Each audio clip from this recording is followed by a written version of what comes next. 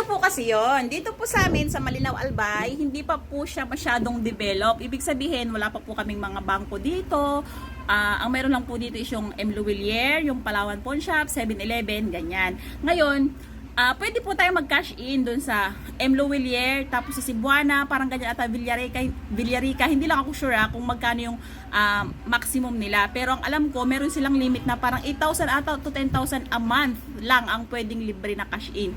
Pero po sa Palawan Pawn Shop, using Palawan Pay, wala po talagang bayad. Kasi ako po, halos everyday po ako nagka-cash in. Yung transaction ko po dito sa aking tindahan, kina-cash in ko po yan halos araw-araw kapag medyo meron na po akong medyo malaking pera, ika-cash in ko na siya kasi ayoko nagkakaroon ng on hand na pera dito sa aking tindahan. Kasi may nagsabi na, sabi mo hanggang yung pala hanggang 8,000 hanggang 10,000. Hindi po, ewan ko kung sa inyo lang, pero sa amin kasi dito everyday naman ako nagka-cash in, wala naman po talaga siyang bayad.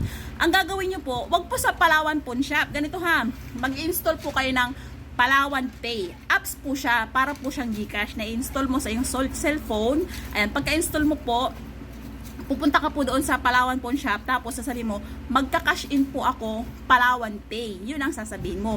Libre po yung cash in doon. Magkakaroon lang po siya ng charge kapag ka po, di ba na-i-cash in mo na siya sa Palawan Pay. Pagka ito-transfer mo na po siya sa ibang bank, sa GCash, sa Maya, ganyan, magkakaroon na po siya ng service charge. Magkakaroon po siya ng 7 pesos na service charge kada transaction. Kaya po, nasabi ng iba na, sabi mo, libre, bakit naman may bayad? Kayo talaga, nanggigigil talaga ako sa inyo. Hindi kayo nagbabasya na, hindi. Ang sabi ko kasi, libre yung cash. Libre naman talaga, wala naman talagang bayad. Siyempre, pag i-transfer mo na, doon naman, bigyan naman natin sila ng kita, mga bading.